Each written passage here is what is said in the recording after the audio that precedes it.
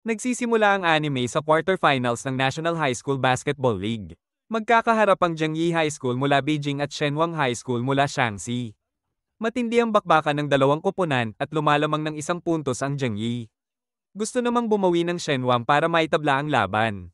Humarap si Pangkay ng Shenwang kay Chunfang ng Jiangyi. Umatras si Pangkay papunta sa corner ng court at tumalon para sa tira. Pero agad na inabot ni Chunfang ang bola at tagumpay niya itong na-block. Nagpatuloy ang laban, nakuha muli ng Jiangyi ang possession. Isang mabilis na pasa papunta kay Chunfang at agad niyang ginawa ang jump shot. Pasok ang puntos para sa Jiangyi. Kahit ilang beses sumubok ng counter-attack ang Shenwang, nanatiling kontrolado ng Jiangyi ang laro.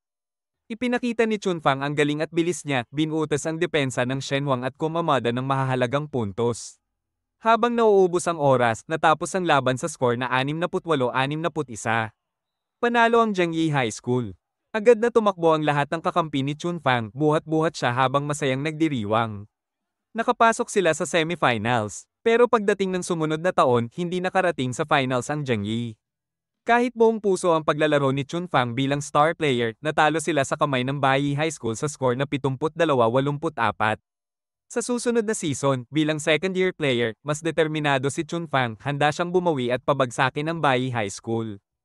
Paglipat ng eksena, makikita natin ang isang binatang nagngangalang Sing na nakasakay sa tren patungong Beijing. Pagdating niya sa istasyon, imbes na salubungin siya ng ate niya ayon sa kanilang plano, nakatanggap siya ng mensahe na may kasamang address kung saan siya dapat pumunta. Habang palabas siya para humanap ng taxi, napansin niyang may lalaking sumusunod sa kanya. Kinabahan siya, agad siyang lumingon at naghanda para depensahan ang sarili. Pero laking gulat niya ng isang station robot lang pala iyon na nagpapaalala na huwag harangan ang daan. Pagharap niyang muli, naroon na sa harap niya ang lalaki na nagpakilalang ipinadala raw ng kapatid niya. Nagduda si Sing at agad niyang tinawagan ang ate niyang si Wo para magpatunay. Pero itinanggi ito ni Wo at binigyan pa siya ng babala na posibleng kriminal ang lalaki. Dahil dito, tinangkang tumakas ni Sing. Ngunit walang tigil ang lalaki sa paghabol. Kahit anong liko at iwas niya sa loob ng istasyon, nasundan pa rin siya hanggang sa magkahabulan sila palabas, dumaan pa sa mga gwardya. At tuloy-tuloy sa gitna ng nagkakagulong trapiko. Sandali pang nakalayo si Sing, pero nahuli rin siya kalaunan. Pilit siyang isinakay sa isang kotse. At doon, laking gulat niya nang makita ulit si Wo. Ipinaliwanag ng lalaki na totoo ngang siya ang pinadala para sunduin si Sing sa utos mismo ni Wo. Sa halip na seryoso, ngumiti lang si Wo, nilero ang buhok ng kapatid at tinukso siya ng may halong biro. Kalaunan, inimbitahan ni Wo si Sing na kumain ng roasted duck bilang paghingi ng tawad. Habang bumabaybay sila, tinanong niya kung bakit lumipat si Sing sa Jongse High School at sinigurado niyang siya na ang bahala sa lahat ng bagay. Ipinagtapat naman ni Sing na pumunta siya sa Beijing para hanapin ang isang tao. Nang marinig ito, inakala ni Wo na babae ang tinutukoy niya at nagkatinginan silang magkuya na may halong biro. Habang bumabaybay sila, nadaanan nila ang isang bakuran kung saan may binatang naglalaro ng basketball. Hindi nakapagpigil si Sing at bumaba ng kotse para makisali. Pinuri niya ang galing ng binata at hula niya ay miyembro ito ng Jiangyi High School team. Nagpakilala si Sing bilang bagong estudyante at humingi ng cellphone number, pero iniwan lang siya ng binata na walang sagot. Pagdating sa bahay, inilabas ni Sing ang bola mula sa kanyang bag at inilagay ito sa estante. Binuksan din niya ang laptop kung saan makikita ang litrato ng Jongse High School basketball team na si Chunfang ang wallpaper. Pagkatapos, dumungaw siya sa bintana patungo sa court ng Jongse High School, sabik na sabik sa unang araw niya roon. Kinabukasan, nagtungo si Sing sa Jongse High School para kunin ang uniforme niya, pero laking gulat niya nang malaman na nagkamali at sa Jing High School pala siya na-enroll. Dahil dito, tinawagan niya si Wo para magreklamo pero hindi ito gaanong pinansin ng ate niya. Sa orientation, nakilala niya ang isang lalaki na nagngangalang Shen Quan. Nang makita nilang mas maagang nakapagpahinga ang mga estudyante mula sa Jongse High School, nag-isip si Shen Quan ng paraan para makalabas ng training. Nagkunwari siyang nahimatay habang nagpapanik naman si Sing bilang palabas. Pagkatapos, tumakas silang dalawa at umakyat sa pader para silipin ang ensayo ng Jongse High School basketball team. Pero laking gulat nila nang makita nilang inaapi ang isang player mula sa Jingbi High School. Hindi na sila nakatiis, kaya sumali sila sa laro. Habang naglalaro, namangha si Sing sa galing ni Shen Quan kahit medyo may kabigatan ito. Tinanong niya kung sila ba ang mga pangunahing manlalaro ng Jiangyi High at binanggit pa niyang kilala rin niya ang player na nagdala sa Jongse High School sa semifinals noong nakaraang season. Maya-maya, mabilis na dumash si Sing habang nagdadribble, naaalala ang turo ni Chunfang na laging magpasa. Ipinakita niya ang kanyang husay sa court at nabighani ang lahat sa kanyang mga galaw. Matapos iyon, sinabi niyang madidismaya siya kung mahina ang laro ng mga pangunahing manlalaro ng Zhongyi High. Nagpatuloy ang mainit na sagupaan ng tatlong manlalaro mula sa Jingbi High laban sa koponan ng Zhongxi High. Samantala, isang dalaga mula sa Jingbi High na nagngangalang Liu Liu ang palihim na nagre-record ng laban. Sa kalagitnaan ng tensyon, nakagawa si Sing ng crucial block at ipinasa ang bola kay Shen Quan na mabilis na nagdribble papunta sa teritoryo ng kalaban. Tinanggap ni Sing ang pasa ni Shen Quan at nakapuntos agad. Kahit todo depensa ang Zhongxi High School team, nagawa pa rin ni Sing na maaga muli ang bola at ipasa kay Shen Quan para sa isa pang score. Habang tumatagal ang laro, sunod-sunod na nakakapuntos ang Jingbi High School. Pero sa gitna ng tensyon, aksidenteng natama ni Sing sa ulo si Liu Liu gamit ang bola, dahilan para mahulog ang kanyang cellphone. Nagpanik si Liu Liu, pero bago pa siya makakilos, dumating ang mga upperclassmen at hinayla sina Sing at Shen Quan pabalik para ipagpatuloy ang orientation. Kinabukasan, magkatabing nakaupo sina Sing at Shen Quan sa schoolyard habang pinapanood ang iba't ibang estudyante na nagpo-promote ng kanika nilang club. Nainis si Shen Quan nang makita na sa Jingbi High School, mas pinapahalagahan ang academics kaysa talento, calligraphy club, comedy club, pati kung fu at AI exhibitions ang nangingibabaw. Napansin niyang wala man lang sports clubs at doon siya labis na nadismaya. Biglang dumagsa ang mga estudyanteng babae sa isang gwapong binata, si Yumo. Agad siyang nakilala ni Sing bilang ang basketball player na nakalaban niya noong kakarating lang niya sa Beijing. Kilala si Yumo bilang isang genius ng Jingbi High School. Maya-maya, tinawagan ni Sing ang ate niyang si Wo para pag-usapan ng pagkakamali sa enrollment. Giit ni Sing, lilipat siya sa Zhongyi High School, pero para kay Wo, pareho lang daw ang dalawang eskwelahan. Pagkababa ng tawag, lumapit si Liu Liu na dala ang kanyang basag na cellphone. Humingi ng tawad si Sing, pero humingi ng kompensasyon si Liu Liu. Ipinaliwanag ni Sing na hindi siya makakahingi ng pera kay Wo dahil nagtatalo sila tungkol sa school transfer. Nangako siyang babayaran ito sa loob ng 2 araw. Ngunit tumanggi si Liu Liu at tinakot siyang kakausapin na lang si Wu mismo. Desidido si Sing, pinakiusapan niyang bigyan siya ng 3 araw at iginiit na hindi siya tatakas. Habang pinagmamasdan siya, naalala ni Liu Liu ang husay ni Sing sa basketball noong nakaraang araw. Kaya naman, nagbigay siya ng kakaibang alok, hindi na niya sisingilin si Sing kung papayag itong sumali sa Jingbi High School Basketball Club. Sa hindi inaasahang pagkakataon, sumulpot din si Shen Quan at maging si Yumo para makijoin sa club. Kaagad na iniabot ni Liu Liu ang registration form kay Sing at hinimok siyang pumirma. Pero tumanggi si Sing. Iginiit niya na babayaran na lang niya ang sira ng cellphone at hindi siya sasali dahil ang tanging gusto niya ay makapasok sa basketball team ng Zhongyi High School. Hindi ng Jingbi nagalit si Liu Liu at sinermonan siya, sinasabing bawal panggitin ang Zhongyi High School sa Jingbi. Ipinahayag niya ang matinding inis sa Zhongyi. Dahil palagi raw nilang pinapahiya ang Jingbi sa larangan ng sports. Sa kabila ng mga kwento ng tunggalian at ang malungkot na pagtatapos ng dating basketball club ng Jingbi, sa kabila ng nito, nanatiling matatag si Sing at muling tumanggi. Tumalikod siya para umalis, ngunit pinilit pa rin siya ni Liu Liu na sumali at tulungan silang buhayin muli ang basketball club ng Jingbi High School. Sa kasamaang palad, hindi nagbago ang pasya ni Sing. Sinabi niyang aalis siya sa Jingbi sa loob ng 2 araw. Kaya't iniwan niya sa kanila ang misyon ng pagbuhay sa club at tuluyang nag-walkout palabas ng court. Habang pauwi, nadaanan niya si Yumo na mag-isang nagpa-practice ng basketball. Nilapitan niya ito at humingi ng paumanhin sa naging hindi pagkakaunawaan, inakala kasi niya noon na mula ito sa Zhongse High School. Binanggit din ni Sing ang nalalapit niyang paglipat sa Zhongyi High na para bang nagbigay ng hamon na magiging magkaribal sila sa hinaharap. Ngunit hindi kumibo si Yumo at umalis lang matapos ang kanyang training. Kinabukasan sa paaralan, tinuturuan ni Shen Quan si Yumo ng ilang basketball techniques habang pinapanood sila ni Liu Liu. Nakaramdam siya ng pagkadismaya dahil 2 lang ang bagong miyembro ng club. Hindi nagtagal, dumating ang student council president ng Jingbi, si Guanzin. Kagad na nabighani si Shen Quan sa kagandahan nito. Inabot ni Guanzin ang mga dokumento kay Liu Liu at binati siya sa matagumpay na pagrerehistro ng basketball team. Binanggit din niya ang nalalapit na friendly match laban sa Zhongyi High School at tinanong ang tungkol sa kanilang training.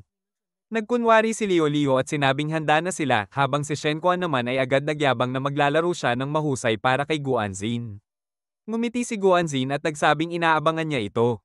Kinabukasan muli, nagtungo sina Sing, Shen Quan, at Liu Liu sa Zhongse High School para mag-explore. Namangha sila sa kasiglahan ng iba't ibang sports clubs doon, malayong-malayo sa mapurol na atmosphere ng Jingbi. Pagtingin nila sa bulletin board para hanapin ang basketball court, napansin ni Sing ang isang manlalaro ng Jonggi. Sinundan niya ito at nauwi sa sports building. Samantala, natagpuan ni Leo Leo at Shen Quan ang basketball court. Humanga sila sa makintab na sahig at world-class na pasilidad. Hindi na nakatiis si Shen Quan at agad sinubukan ng ilang kagamitan, ngunit pinigilan siya ni Leo Leo na huwag abusuhin ng mga gamit. Habang nagmamasid mula sa malayo, napansin nila ang locker room ng Jongse basketball team. Naengganyo sila at palihim na pumasok. Laking gulat ni Leo Leo nang makita ang mga dingding na puno ng team strategies at impormasyon tungkol sa basketball. Mas lalo siyang namangha sa mga detalyadong sketch sa whiteboard. At doon niya natuklasan ang sikreto. Ang estratehiya ay espesyal na ginawa para sa star player, kung saan lahat ng manlalaro sa court ay gagawa ng espasyo para bigyan ng pagkakataon si player #Siyam na makapag-execute ng isang tiyak na play. Napagtanto ni Leo Leo na ang estratehiyang nakita niya ay nangangailangan ng pambihirang kakayahan mula sa isang individual. Naging interesado siya kung sino ba talaga ang player #Siyam at ano ang espesyal dito. Samantala, nakatagpo si Sing ng mismong player #Siyam, si Suhao. Nagtaka si Sing dahil akala niya kay Chunfang nakatalaga ang jersey number na iyon. Ngunit bigla siyang binalaan ni Suhao na huwag nang babanggitin ang pangalan ni Chunfang. Nang malaman ni Suhao na hindi siya estudyante ng Jonggi High, pinaalis agad niya si Sing. Tumanggi si Sing at kinulit siya kung bakit bawal banggitin si Chunfang. Inamin din niya na pumunta siya sa Jonggi High para panoorin si Chunfang maglaro. Doon, matalim na sinabi ni Suhao na hindi karapat-dapat si Chunfang para maging bahagi ng team ng Jonggi High. Nang makilala siya ng ibang manlalaro bilang estudyante mula Jingbi High na nakita kahapon. Hindi ito pinansin ni Sing at patuloy pa rin niyang kinukwestiyon si Suhao tungkol kay Chunfang. Sa huli, tinawag ni Suhao si Chunfang na walang kwenta, isang tall una na hindi marunong managot sa sarili. Nag-apoy ang galit ni Sing at biglang inagaw ang bola mula sa tira ni Suhao, hinamon ito sa isang one-on-one match. Kumalat agad ang balita at dumagsa ang mga estudyante ng Jonggi High para manood. Binigay ni Suhao ang bola kay Sing at sinabing siya ang mauunang umatake. Mabilis na nakapuntos si Sing. Pagkakataon naman ni Suhao, tumalon ito para sa long shot at laking gulat ni Sing nang ma-shoot niya yon ng napakadali. Nagpatuloy ang laro, sinubukan ni Sing na dumaan sa depensa ni Suhao. Pero mabilis itong naagawan at muling nakapuntos. Napansin ni Sing ang malakas na pangangatawan at husay ni Suhao lalo na sa long-range shooting. Sinubukan muli ni Sing na agawin ang bola at tumalon para mag-shot, ngunit bigla itong kinuha ni Suhao at sinilat ang puntos mula sa kanya. Samantala, sa loob ng basketball room ng Jonggi High, abala si Leo Leo sa pagkuha ng litrato ng lahat ng impormasyong nakita nila. Natarante si Shen Quan nang mapansin na may manlalarong nakatayo sa likod ni Leo Leo, si Han. Na hindi nila kilala. Pinaghinalaan sila nitong mga bagong estudyante. Agad namang nagpalusot si Leo Leo at sinabing mula sila sa news office at nag-oobserba lang. Dumating pa ang isa pang player at nagbalita, may isang estudyante mula Jingbi High na humamon kay Suhao sa isang one-on-one match. Nagkatinginan sina Leo Leo at Shen Quan at pareho nilang nahulaan, si Sing iyon. Balik sa court, 4-2 ang score. Hinikayat ng mga manlalaro ng Jonggi High si Sing na sumuko na. Pero tumanggi siya. Muling umatake si Sing, at nang tumalon si Suhao para i-block ang tira, bigla siyang na-fake out ni Sing, at nakapuntos muli. Bumalik ang bola kay Suhao, at sinubukang hulaan ni Sing ang bawat galaw niya.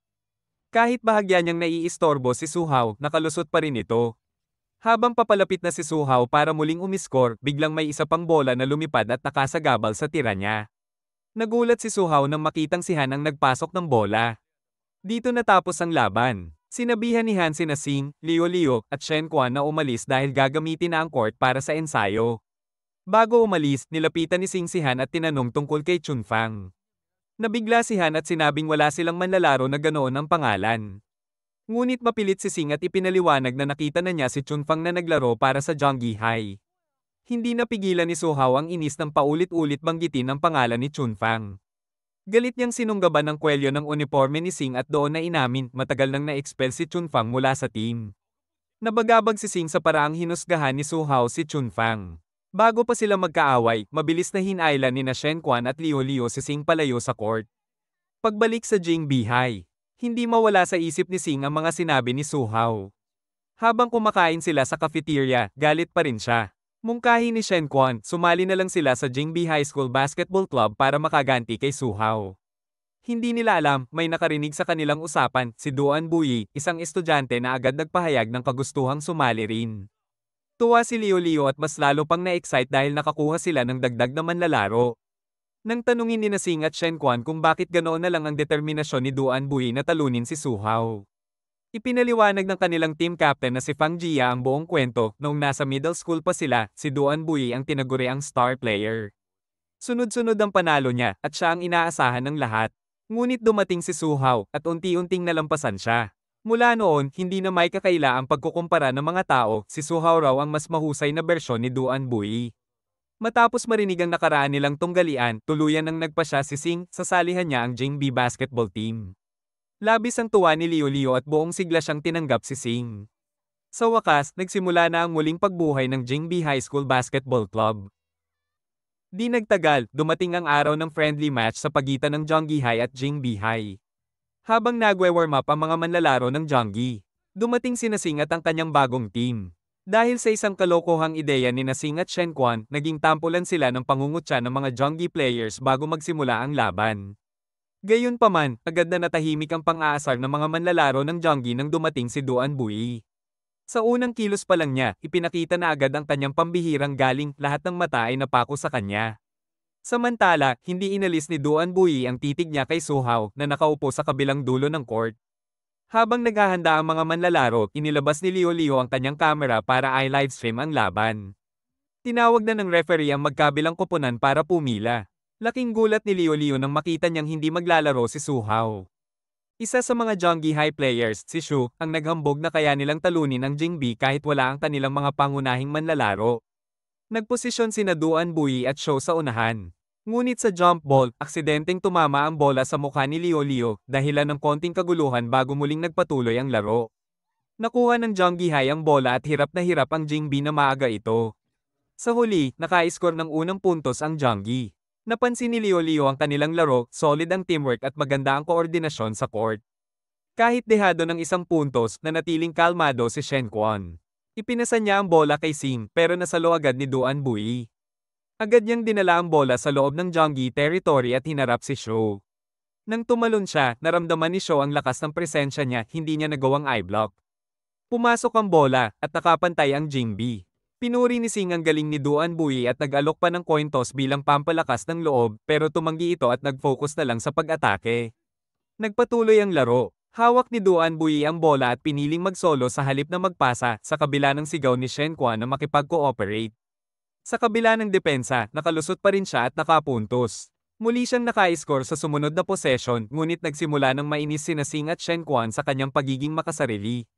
Samantala, mula sa bench, napansin ng mga pangunahing manlalaro ng Jonggi High ang estilo ni Duan Buyi. Alam nila, ginagawa niya iyon para patunayan ang sarili niya kay Su Hao. Nagalit ang coach ng Jonggi nang makita ang score, 7-10, pabor sa Jingbi. Agad niyang inutusan ang team na gamitin ang mga strategy na kanilang pinagpraktisan. Habang nagdadribble si Shen Quan, humingi ng bola si Duan Buyi, ngunit dahil sa masikip na depensa, hindi maipasa ni Shen Quan. Kaya't inagaw na lang ni Duan Buyi ang bola mula sa kanya. Sa pagkakataong ito, sumable ang tira ni Duan Buyi at napunta ang rebound sa Jonggi High. Mabilis silang naglunsad ng counter-attack at naka-score. Nakita ito ni Leo Leo at sumigaw mula sa gilid, hinihikayat ang Jing players na magtulungan. Sa muling pagpasok ng bola, nagsimulang bumawi ang Jing. Muling nakalusot si Sing sa depensa at maayos na naka-score. Sunod-sunod na nagpakita ng matibay na teamwork sina Sing, Shen Quan, Yumo, at Fang Jia. Isa pang puntos ang nakuha nila, dahilan para mapilitang habulin ng Jonggi High ang laro. Sa huling minuto ng first half, umatake si Sing papunta sa depensa ng kalaban. Tinangka siyang eye-block ni Shu. Ngunit mabilis niyang ipinasa kay Duan Buyi na nasa likuran niya. At sa isang smooth na tira, nakapuntos muli si Duan Buyi. Natapos ang unang half sa score na 31-30 lamang ang Jingbi High School laban sa powerhouse ng Jonggi. Samantala, sa Jingbi High School, nag-uusap-usap ang mga estudyante sa classroom tungkol sa laban. Hindi sila makapaniwala, ang koponan nila ay lamang sa first half laban sa Jonggi. Sa pinakadulo ng silid, nakaupo si Yumo. Tahimik lang siya, pero narinig niya ang usapan. Napangiti siya ng bahagya, tila ba may iniisip. Pagbalik sa court, nagsimula ang second half. Bumalik sa laban sina Sing at ang kanyang mga kakampi. Sa pagkakataong ito, tumayo na si Su Hao para maglaro. Agad nagtagpo ang mga mata ni Duan Bui at Su Hao, isang matinding banggaan na hindi na maiiwasan. Sa unang poses sayon pa lang, naglaban sila ng katawan. Tumalon si Duan Bui para i-shoot ang bola pero mabilis siyang hinironggan ni Su Hao. Nakuha ni Su Hao ang bola at kumari pa ng fast break. Hinabol siya ni Duan Bui, puno ng galit at determinasyong ibalik ang lahat ng pang-iinsultong natanggap niya noon. Tumalon din siya para pigilan si Su Hao, ngunit hindi sapat ang talon niya, malinis na pumasok ang tira ni Su Hao. Doon nagsimula ang duelo ng dalawang karibal. Paulit-ulit na tinatangkang pigilan ni Duan Bui si Su Hao. Ngunit parang walang kapantay ang lakas ng kalaban. Dahan-dahan, lumayo ang score, 4-5-31, pabor sa Zhongyi High. Sa gilid ng court, nanonood si Liu Liu, halos mawalan ng pag-asa. Nakikita niyang kahit si Duan Bui ay unti-unting nauubos. Sa gitna ng laban, tumalon ulit si Duan Bui para harangan si Su Hao, pero natigilan siya dahil biglang bumalik ang mga boses sa isip niya. Mga panlalait noong nakaraan, hambog. Natalo lang ng isang junior. Hindi ka karapat-dapat. Nayanig ang loob niya. Ang dating sigaw ng paghanga, biglang napalitan ng pangungutya. Nawalan siya ng balanse. At sa malamig na tinig, binulong ni Su Hao, harapin mo na ang katotohanan ng kakayahan mo. Tuluyan ng bumagsak ang moral ng Jingbi ang score. 36-51, lumalayo na ang Zhongyi. Sa bench, hingal at pagod ang mga manlalaro ng Jingbi at si Duan Bui, hawak ang ulo, tila gusto ng sumuko. Ngunit biglang lumapit si Liu Liu at binuhusan siya ng malamig na tubig sa ulo. Hanggang dito na lang ba? Ganyan ba katibay ang laban mo kay Su Hao? Sigaw niya. Nagulat si Duan Bui, hindi alam kung magagalit o mapapahiya. Mahina niyang sambit, talo na ako. Pero agad siyang sinagot ni Sing, hindi ka pa natatalo. Kung sisuko ka, ibig sabihin talo tayong lahat. Sumabat si Shen Quan. Ang tunay na diwa ng basketball ay hindi solo. Teamwork ito. Pinakiramdaman ni Duan Bui ang mga salita. Dahan-dahan, bumalik ang apoy sa kanyang mga mata. Ang dating bigat ay unti-unting natanggal. Pagbalik nila sa court, sinimulang bantayan ni Duan Bui si Su Hao ng mas malapit. Hindi siya natakot kahit mas malakas ang kalaban. Nang akmang ipapasa ni Su Hao ang bola, biglang umatake si Sing at nasalo ito. Mabilis niyang ipinasa kay Shen Quan na nagbigay kay Fang Jia, at boom! Naka-score ang Jingbi. Muling sumigaw ang crowd, bumabalik ang kumpiyansa ng Jingbi. Kalaunan, muling nakuha ng Jingbi High School ang kontrol ng bola at mas gumanda ang laro nila kumpara kanina. Kahit nakakasingit pa rin ng puntos ang Zhongyi High School, tuloy-tuloy ang sigaw ni Sing ng encouragement. Pinapaalala sa lahat na manatiling focus. Dahan-dahan silang nakahabol at muling nakapuntos. Mula sa sidelines, masayang pinanood ni Liu Liu ang kahangahangang teamwork ng Jingbi High School. Sa huli, tumunog ang final whistle, panalo ang Jiangxi sa score na 70-53. Habang nakaupo sa bench, napangiti si Han nang makita ang galing at pagbabago ng team. Halatang pagod ang mga manlalaro, at si Chen Quan ay nakahandusay, ramdam ang pagkatalo ng 17 puntos. Pero para kay Liu Liu, nakaka-inspire pa rin ang ipinakita nilang performance. Lumapit si Han kay Sing at ibinunyag na hindi talaga na-expel si Chun Fang, nag-transfer lang siya ng school. Tinanong naman ni Sing ang susunod nilang laban at sagot ni Han sa National High School League. Kinahapunan, nagkita sina Sing at Yuno sa paborito nilang court. Naiinis si Sing sa pagkatalo, kumbinsido siyang kaya sana nilang manalo kung mas mahaba pa ang oras. Nagulat siya nang malamang napanood ni Yuno ang broadcast ni Liu Liu. Ipinilit ni Sing na siguradong mananalo sila kung nandoroon si Yuno. Pero malamig ang tugon ni Yuno, hindi raw niya gaanong pinapansin ang laban dahil hindi naman iyon ang main team ng Zhongyi High. Sabi pa niya, kahit sa National League, wala raw pag-asa ang Jingbi High na makaharap ang Zhongyi High. Tinawag pa niyang knave si Sing at sinabihan na mas mabuting mag-isip muna ng paraan para makapasok sa league. Pagkaalis ni Yuno, nagpaiwan si Sing sa court, tuloy lang sa pag-practice habang nag-iisip ng strategy. Determinado siyang pamunuan ng Jingbi High para sa araw na makaharap nila ang Zhongyi High sa National League. Sa pag-uwi, dumaan siya sa isang cafe. Napansin niya ang banner ng mga pagkain at agad lumapit sa cashier para order ng soy milk at steamed buns. Sa kasamaang palad, wala raw nito. Medyo nalito si Sing, kaya dumplings na lang ang kinuha niya. Habang umo-order, sinabi niyang bagong solte siya mula Shanghai papuntang Beijing. Iminungkahi ng may-ari ng kafe na subukan ng local specialty na Beijing fried liver. Na-curious si Sing at pumayag, pero pagdating ng pagkain, halos hindi niya makain, hindi talaga pasok sa panlasa niya. Makalipas ang ilang sandali, may sumabay kay Sing sa kafe, isang batang nagngangalang Piso. Order din siya ng halos parehas na pagkain at agad na sinimulan ang paglamon. Sabay sabi kay Sing na tikman lang ng dahan-dahan. Nagulat si Sing nang malaman na kilala siya ni Piso. Pinaliwanag ni Piso na ipinakita raw ng kuya niya ang video ng laro ni Sing dati. Doon na-realize ni Sing na kababatang kapatid pala ni Yuno si Piso. Biglang na-excite si Sing at tinanong kung ano ang sinabi ni Yuno tungkol sa laro niya. Nang makahingi si Piso ng ice cream, pumayag si Sing pero inulit niya ulit ang tanong. Sa halip na sumagot, inunahan siya ni Piso ng pagpapakilala at pilit tinatapos ang ice cream para makatakas. Pero mabilis na hinawakan ni Sing ang buhok niya para pigilan. Nagprotesta si Piso at sinabing bitawan siya pero ayaw pumayag si Sing hanggat wala siyang sagot. Imbes na magalit, nagbanta si Piso na isusumbong siya kay Yuno. Hindi natinag si Sing at hinamon pa na dalhin mismo si Yuno. Biglang itinuro ni Piso, nandoon nga si Yuno kasama pa ang kanilang ina. Naramdaman ni Piso ang tensyon kaya mabilis niyang itinulak si Sing para magtago sa likod ng puno. Sa kabilang banda, lumabas si Yuno mula sa bahay para hanapin ang nakatago niyang bola. Nahuli siya ng nanay niya na dala-dala iyon at nadismaya dahil nagsisinungaling siya tungkol sa paglalaro, dapat kasi nasa piano lesson siya. Sa kanilang paglalakad, nadaanan nila ang ilang lalaki na naglalaro ng basketball. Sumigaw si Piso, iniimbitahan ng kuya niya na sumali bago ang lesson. Nagulat si Yuno nang makita si Sing kasama ni Piso. Ipinakita pa ni Sing ang bola pero tinanggihan siya ni Yuno at naglakad palayo. Hinabol ni Piso si Yuno at nangako pa na ililibre siya ng soap kung maglalaro. Nakisali rin si Sing, nagbiro na dadagdagan niya ng extra sausages. Pero nanahimik lang si Yuno. Hindi sumuko si Piso, ipinaalala niya ang mga pangako ni Yuno noon na tuturuan siyang mag-basketball tuwing linggo. Sa huli, napilit din si Yuno at pumayag na maglaro kasama nila. Lumapit si Piso sa tatlong kalalakihang naglalaro at hinamon sila sa isang 3-on-3 kasama siya, si Yuno, at si Sing. Una, tumanggi ang mga lalaki dahil ayaw nilang maliitin ang mga bata. Pero biglang nag-dribble si Piso, mabilis at pulido, at nag-shoot pa ng bola diretso sa ring. Namangha ang tatlo at napilitang pumayag. Agad pang nagtakda si Piso ng kondisyon kung sino matalo, kakainin ng bola. Nagsimula ang laro. Dinribble ni Sing ang bola papunta sa kalaban, ipapasa sana kay Yuno pero tila walang gana si Yuno kaya kay Piso napunta ang bola. Agad nakalusot ang kalaban at nakapuntos. Kita ang kawalan ng interes ni Yuno kaya tinawag siya ni Sing, enjoyin mo lang ang laro. Bumalik sa depensa si Piso pero mabilis pa ring na-drive ng kalaban at muling nakashot. Kahit binantayan ni Sing ng mahigpit, nakalusot pa rin ang kalaban. Kaya mabilis na nag-strategize sina Sing at Piso. Sa muling pagkakataon, naaga ni Sing ang bola at ipinasa kay Piso. Sabay harang siya sa kalaban para makatakbo si Piso diretso sa ring.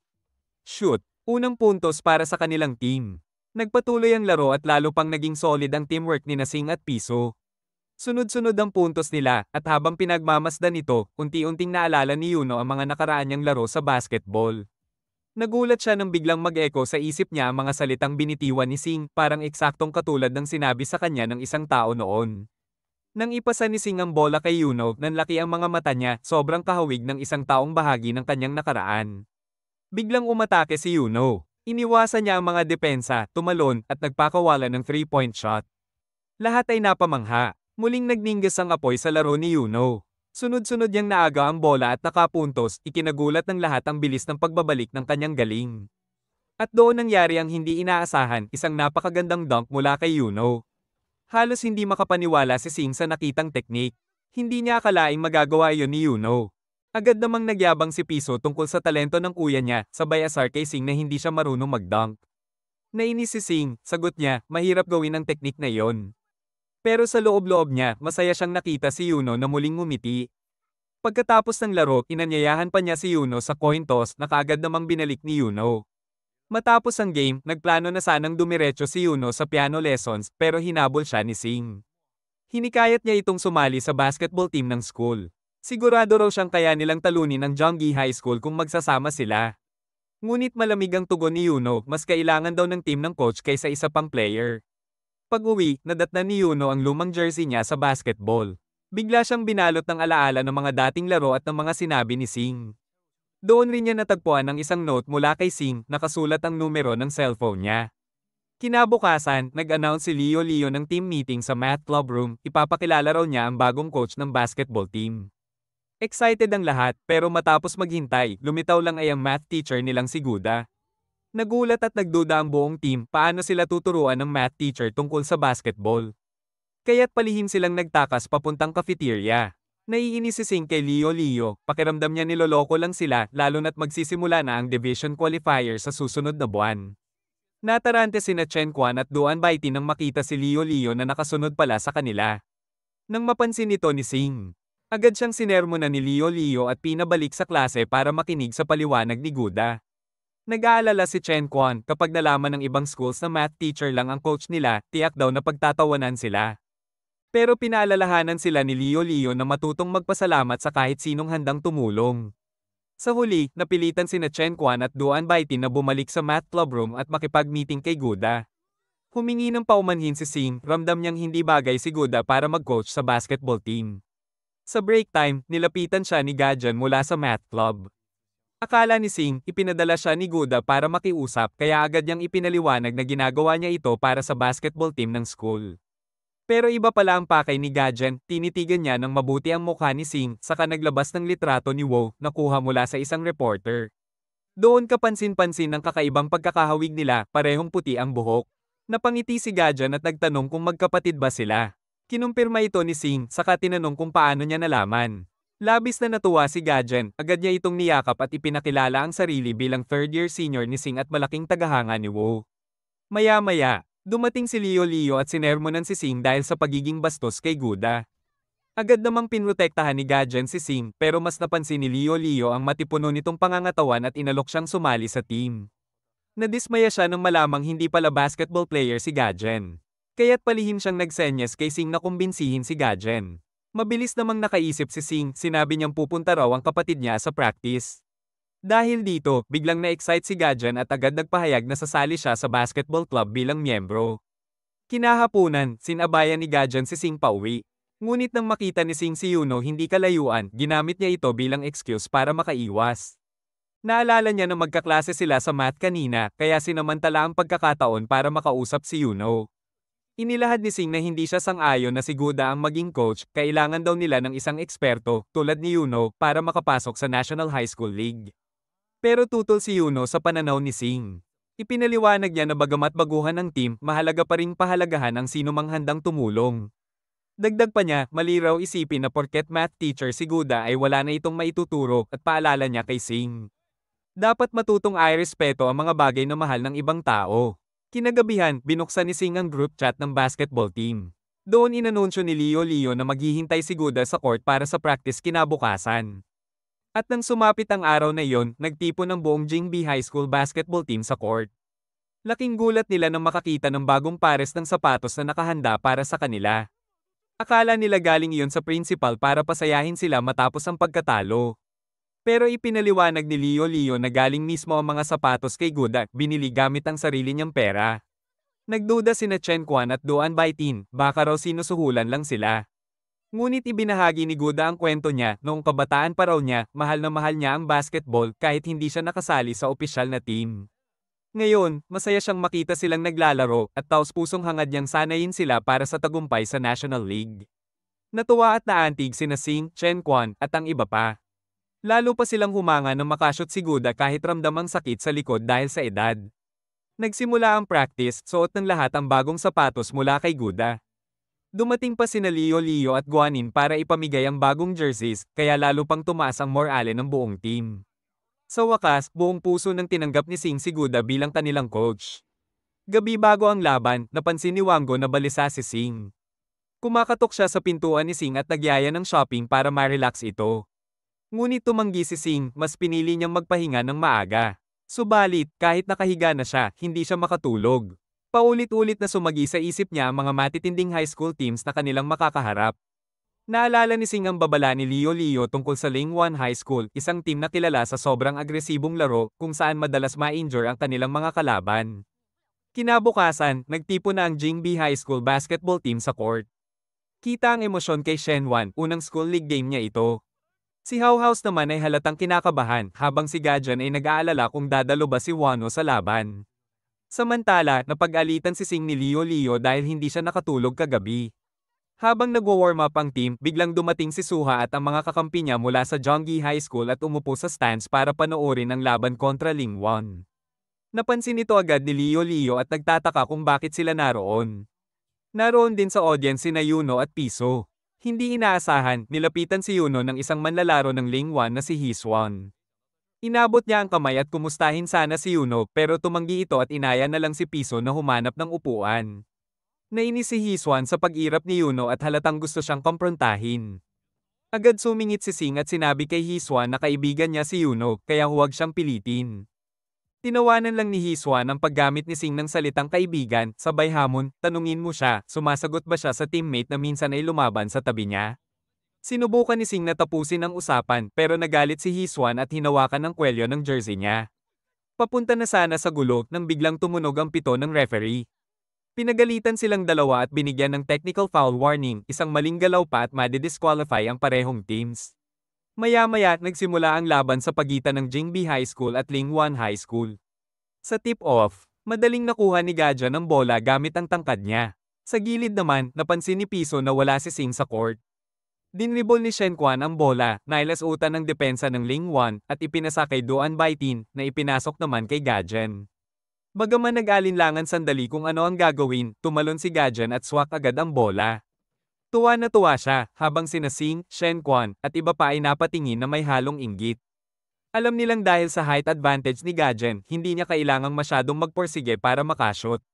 Sabi pa nga ni Leo, sayang daw kung hindi siya palaging maglalaro. Nainis si Sing at humirit kay Guda na ipasok na rin siya.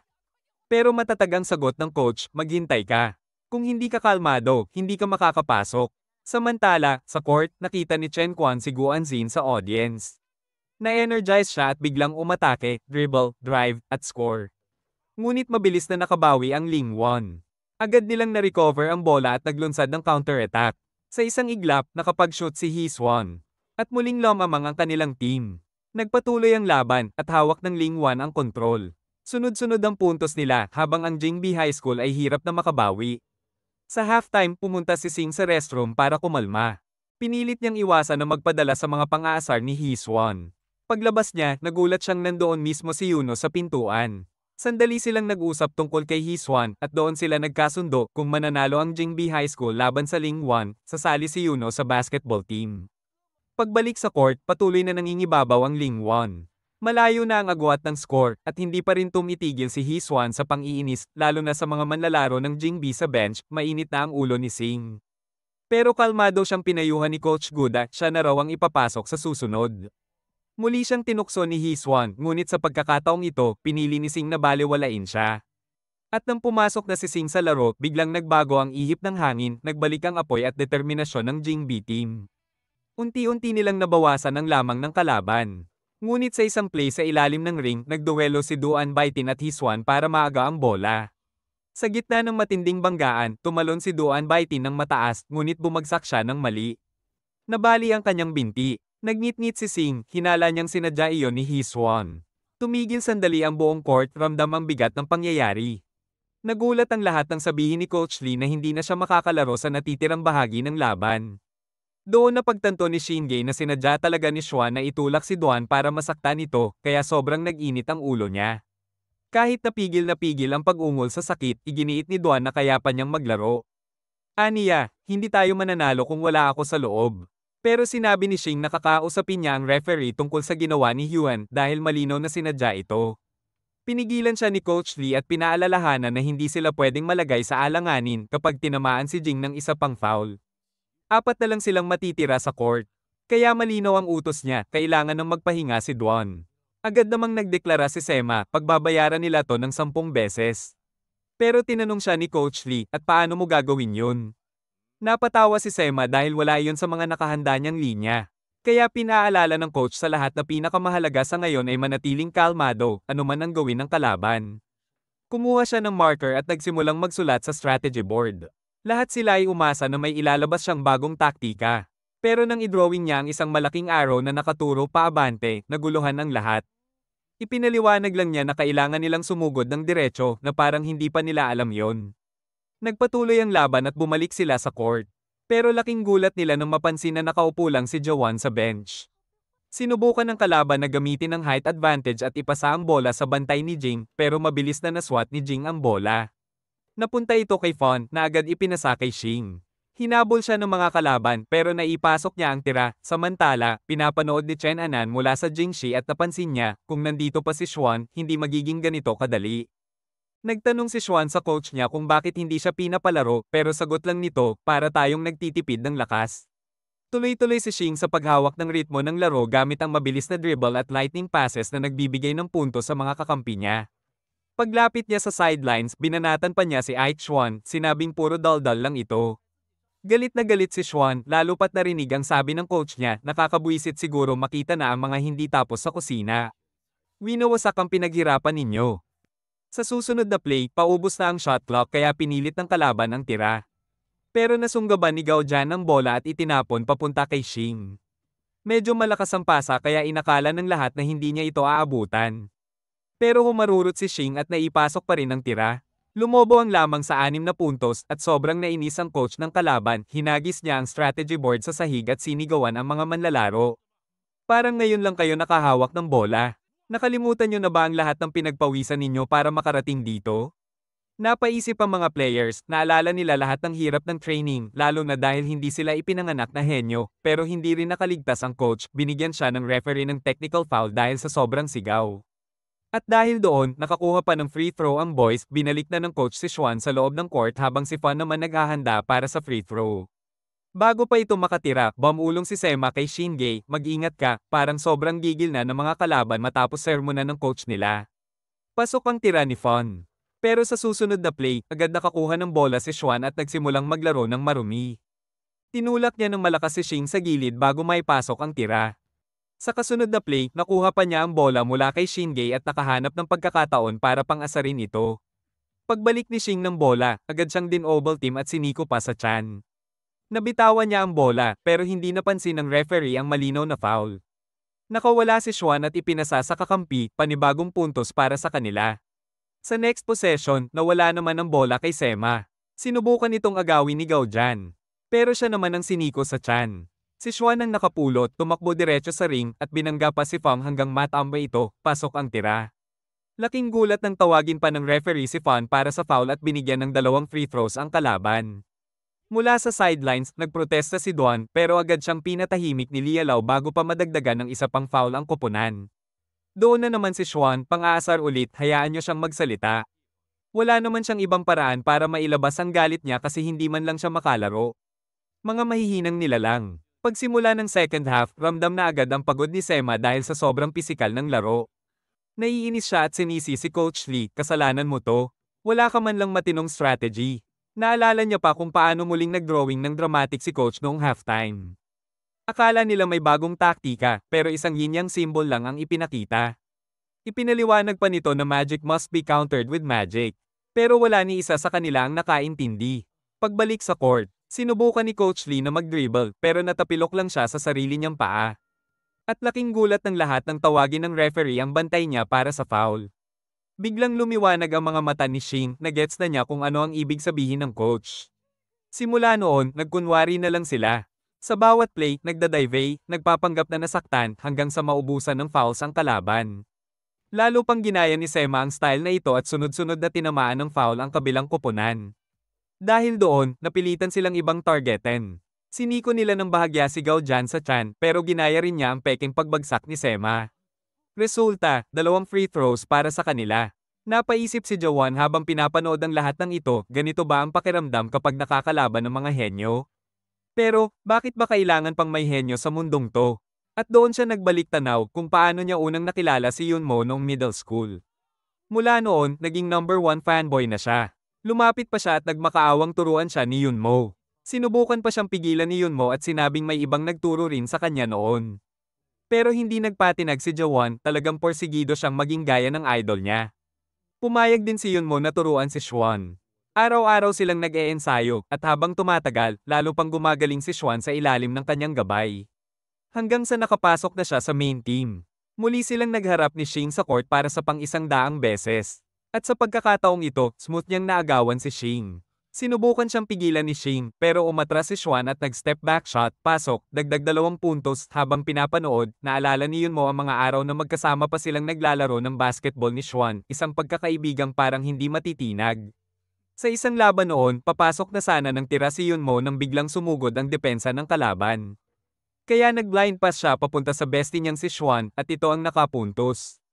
Nanalo ang Baishi High School noon at sinabi pa ng teammates kay Xuan na kapag napanalo pa nila ang huling finals match, makakakuha sila ng dagdag na puntos para sa entrance exam nila. Pinag-usapan nila ni Yunmo kung paano nila ido-domina ang finals. Pero biglang dumating ang balita, may nangyaring problema at kinansela ang practice.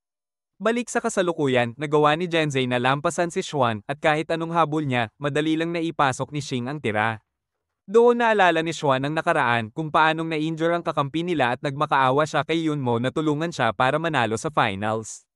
Pero mariin siyang tinanggihan ni Yunmo, tumigil ka sa pagiging pathetic. Kung gusto mong manalo, gawin mo mag-isa. Mula noon, bitbit ni Xuan ang paniniwalang kailangan niyang manalo ng mag-isa. Sa court ngayon, binangga niya ng marahas si Xing. Sinabi ni Xing na sanay siya sa street basketball pero walang pakialam si Xuan, itinulak niya ito sa ere habang pumapasok ang tira. Nakahiga si Xing sa sahig at lahat ay nagmadaling lumapit. Ang ilan pa nagsabi, hindi na basketball yan, parang baliw na lang siya na nanggugulpi. Dapat na siyang ma-eject. Habang pinag-uusapan ng mga referee kung ano ang dapat gawin, biglang tumayo si Xing. Akin na lang ang sisi. Ako ang nadapa, walang dapat tanggalin sa laro, sabi niya. Hinayla siya ni Liao papunta sa bench at tinanong ng simpleng math questions para siguruhing ayos pa siya. Tinukso naman siya ni Xing, sobra ka namang mag-alala. Nagdeklara ang mga referee na normal foul lang iyon. Bumalik si Xing sa court pero napansin ni Liao na may dugo na sa tuwalya niya. At dito na siya pumasok sa beast mode. Sunod-sunod ang puntos, unstoppable si Xing kasama ng kanyang mga kakampi. Kahit anong effort ni Xuan, parang wala lang, hindi siya pinapansin ni Xing at tuloy lang ang scoring spree. Habang nauubos ang oras, hindi mapigilan ni Xuan ang magtanong sa sarili, bakit ako natatalo? Ako ang pinakamasipag, ako ang pinakamaraming pinagdaanan. Ngunit natapos ang laban na panalo ang Jingbei High. Nagsaya ang buong team, nagdiwang ang lahat. Nilapitan pa ni Xing si Xuan at sinabing, wala kang dahilan para itulak ang ibang tao. Kahit anong nangyari sa nakaraan, hindi yan excuse. Tinawag siyang baliw ni Xuan, lalo na sa pagiging matapang at hindi pag-iwas sa mararahas niyang galaw. Samantala, nagkulitan at nagtulakan pa sa saya ang mga miyembro ng Jingbei, isang panalo na hindi lang puntos ang dala, kundi aral din sa lahat. Samantala, nagkakagulo naman ang kabilang team. Nagsisihan, nagtuturuan, parang mga tall-unang wala ng pag-asa. Pagkatapos ng laro, nagyaya si Coach Lee na kumain ng karne, sagot niya lahat. Habang nagkakasayahan, ibinunyag ni Shinge na kanang kamay talaga siya. Pero ang dahilan kung bakit puro left-hand layup ang ginagawa niya ay dahil tinuruan siya ng kanyang kababata. Pinagalitan naman sila ni Liao dahil kumakain daw sila parang mga baboy. Samantala, sinabihan ni Duan si Sema na kailangang bumalik agad ang lakas niya kasi kung wala siya, tiyak matatalo sila sa susunod na laban kontra Yeihei High School. Habang nagbibiroan ang lahat, biglang nagdeklara si Shinge, hindi tayo matatalo sa susunod kasi sasali na sa atin si Yuno. Nagulat si Yuno at agad na yumengal pero biglang iniabot sa kanya ni Coach Lee ang isang official team jersey, number 8. Tama na, sumali ka na sa team ng tuluyan, ani Coach. Doon naman sinabi ni Guansha na naitandaan pa niya ang jersey number ni Yuno noong junior high at siya ang nagsabi sa iba. Habang nagtatawanan at nagbibiroan ang lahat, nanatiling tahimik at malalim ang iniisip ni Yunmo. Samantala, mag-isa namang nag-eensayo si Xuan nang lumapit sa kanya si Yunmo. Nagpakitang gilas pa ito at pamukol ng long shot bago sinabi, alam mo ba, hindi ako nakapasok sa prestihiyosong school dahil sa huling laban natin. Halos may pagsisisi sa tono niya. Pero biglang sinugod siya ni Xuan at hinawakan sa kwelyo. Wala akong pakialam kung natalo ako noon. Ang gusto ko lang, maging katulad mo. Pero habang tumatagal, na-realize kong kahit anong gawin ko, hindi ko maaabot ang level mo. Naalala pa niya ang sinabi ng coach nila matapos ang finals. Isa lang daw siyang walang silbi, parang uod na walang kakayahan. Doon tuluyang bumigay si Xuan, umiyak, at inamin na gusto niya talagang manalo ng gold medal noon sa huling tournament nila. Matapos ang 10 taong luha, kinuha niya ang bag at paalis na. Pero bago umalis, sinabi niya kay Yunmo, magpatuloy ka sa paglalaro, ipakita mo sa lahat na hindi kalokohan ang mga kagaya natin. Sa kabilang banda, nag-eensayo mag-isa si Zhengzi ng shooting habang parang alalay si Gao Jan, nag-aabot ng tubig. Naglilinis ng court, lahat-lahat. Kaya natanong siya ni Xing, ano to? Kailangan mo ba ng pera? Nagkunwari pang inosente si Gao Jan, pero inamin din niya gusto niyang makapunta sa isang carnival kung saan magpe-perform si Xing Yu. Wala siyang tiket, kaya hingi siya ng tulong. Umayaw sana si Jing at tumalikod, pero napansin niya ang hawak na poster ni Gao Jan, may picture ni Fon. At bilang certified number 1 fangirl ni Fon, napa-oo na rin siya. Di nagtagal, magkasama silang pumunta sa carnival kasama si Yunmo at ang makulit nitong kapatid. Halos mawindang si Gao Jan, fangirl mode sa lahat ng nakikita, nagsimula na ang performance ni Xing Yu, sumayaw siya kasama ng iba pang dancers. Halos mabaliw si Gao Jan, at kahit si Yunmo ay napangiti sa show.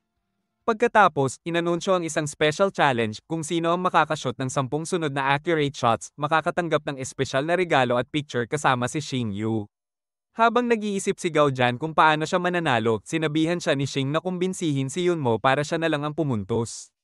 Pero kahit anong pilit nila, ayaw pa rin ni Yunmo. Kaya nagdesisyon si Xing na siya na muna ang sumalang, pang-flex lang ng skills. 1, 2, 3, sunod-sunod ang tira niya pero iisa lang ang pumasok sa ring.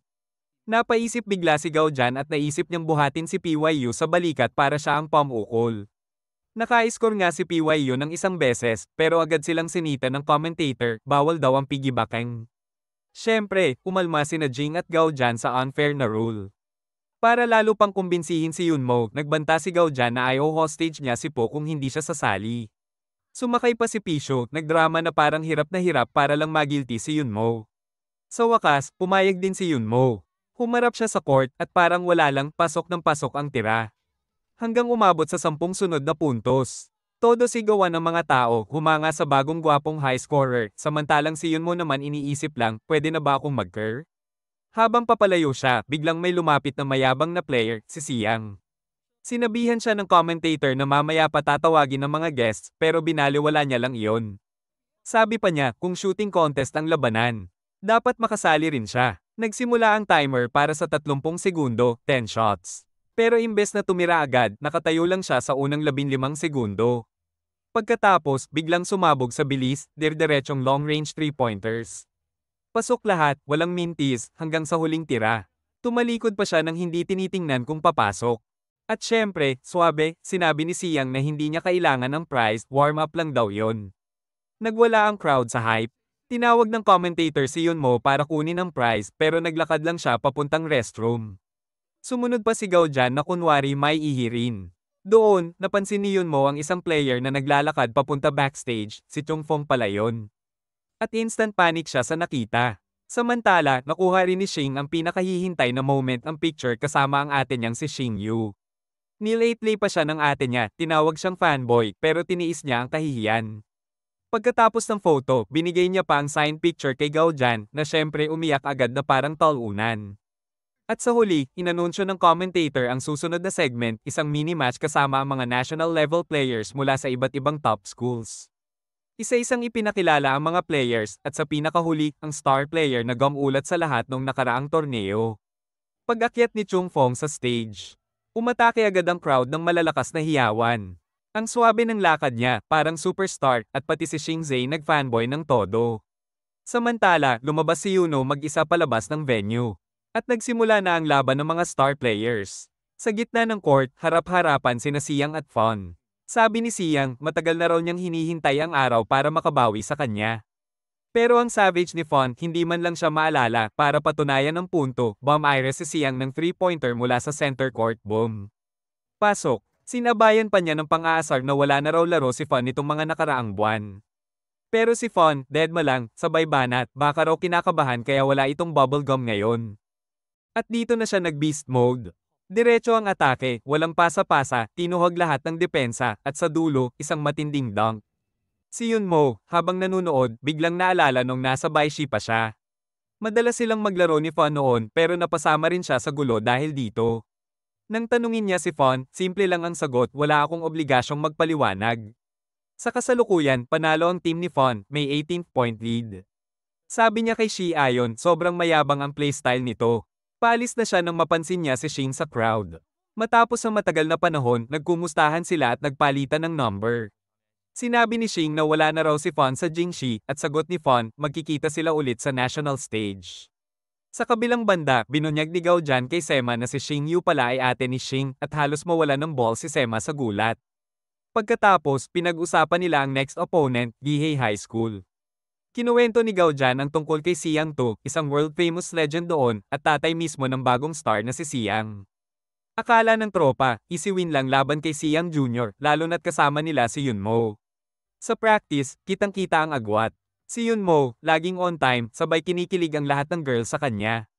Pero si Sema, palpak lagi, kaya laging bad trip si Liao. Dumating pa sa punto na nag-away sila ng mga boys dahil ayaw siyang i-order ng pancake, kaya hinabol niya sila para manako. Fast forward, match day na. Sa entrance pa lang, nag-aaway na si Sema at si Pisho dahil sa ice cream. Siyempre, pinagalitan ulit siya ni Liao, kain na naman kasi ang nasa isip. Nag-huddle sila para pampaswerte, kasama si Duan na injured pa rin. Napansin ni Liao Liao na sobrang dami ng spectators at ipinaliwanag ni Gao Jan, nasa lineup daw kasi ng Yihei si Siang. Kinabahan si Liao, convinced na mahihirapan sila. Pero pinaalala ni Pisho, genius si Yunmo, kaya may laban pa rin sila. Pagdating ng Yihei player sa court, inakala ng lahat na ang dambuhalang muscleman ang si Siang. Pero hindi, ang tunay na Siang ay yung payat pero astig, naka-bubble gum pa. Napatigil si Xing, nakilala niya ito. Siya nga, yung mayabang na nakasalubong niya sa carnival. Pero ngayon, confirmed na, siya ang Siang, anak ng legendary player. Kahit ipinakita na ni Siang ang kanyang ID para patunayan na anak nga siya ng alamat. Duda pa rin ang mga boys. Dumating si Yunmo, at agad siyang nakilala ni Siang mula sa carnival. Pero si Yunmo, wala, hindi man lang siya maalala. Ang mas malala, inakala pa ni Yunmo na ibang player ang si Siang. Kaya ayon, napilitan ulit si Siang maglabas ng ID para ay pakitang siya talaga ang real Siang. Medyo nadadala na siya ng emosyon pero pinakalma niya ang sarili at sinabing ipapakita niya sa lahat kung sino talaga ang tunay na Jin nagsimula ang laban. Si Gao Jan ang unang humarap kay Jiang, yung player na napagkamala nilang si Siang kanina. Kahit mas matangkad si Gao Jan, nakuha pa rin ni Jiang ang bola at ipinasa ito sa kakampi niya. Napunta kay Siang ang bola at sinabi niya kay Xing na tumutok lang sa kanya. Tumalon siya at nag-release ng 3-pointer mula sa gitna ng court, nagulat ang lahat. Naglakad pa siya palayo, kumpiyansang pasok ang tira. Pero muntik nang lumabas ang bola matapos tamaan ng rim. Biglang sumulpot si Jen, kinuha ang rebound at nag-dunk para makuha ang puntos. Sunod, humingi si Sema ng pasa kay Yunmo. Pero imbes na ibigay, tumira agad si Yunmo ng malayong 3-pointer, swak. At dahil doon, 3 puntos agad para sa team nila. Lalong nag-ingay ang mga babae sa audience, halos mabaliw sa tuwa. Kasunod nito, muling nagharap sina Xingzei at Shan. Tinukso pa siya ni Shan bago sumugod at nakalusot. Tumira ito ng 3-pointer pero napansin ni Jenang na hindi ito papasok. Kaya umatake siya sa rebound, kinuha ang bola at ipinasa sa isa pang kakampi na nag-convert ng tira.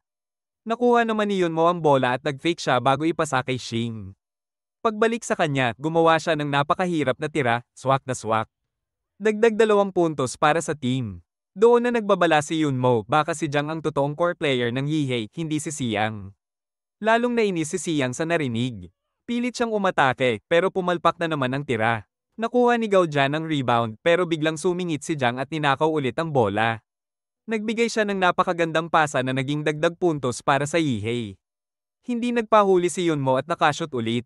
Sabi naman ni Teacher Lee, buti na lang at kasama nila si Yunmo lalo na't injured pa si Duan. Sa court, narinig ni Xing si Jong na nagsabing seryoso na sila. Tinawag naman ni Siang si Jiang bilang Coach Tai. Kaya napaisip si Xing kung coach ba at player din si Jiang. Napansin niya rin na parang wala silang totoong coach. Agad namang palusot ni Siang, naka-surgery daw ng almoranas ang coach nila. Umiscore ulit si Jenang, kaya nagbago ng strategy ang team, imbes na si Siang ang bantayan, si Jenang na ang binlock nila. Mula roon, palitan lang ng puntos ang magkabilang panig. Walang gustong magpahuli, at mas lalong humigpit ang laban. Sabi ni Duan, kailangan na ng tiebreaker. Sakto naman, sumubok si Jen ng isang tricky pass para sa kakampi niya. Pero na-intercept ni Shingei. Kinuha niya ang bola, kumari pa sa kabila at sa huling segundo ipinasa niya kay Yunmo, swak. Nakuha na nila ang abante ng 4 na puntos. Sumigaw si Shingei, kaya nating manalo. Dahil sa momentum, lumobo pa ang lamang sa 5.